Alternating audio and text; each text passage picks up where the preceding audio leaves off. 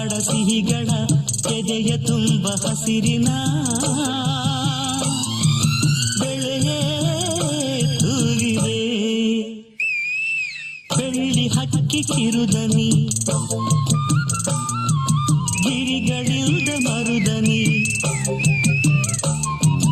ರೆಕ್ಕೆ ಇರದ ಹುಲಿಗಳು, ಅಂಕೆ ಇರದ ಕಲಿಗಳು, ಕ್ರೂರ ಮೃಗದ ಸೈನ್ಯವೇ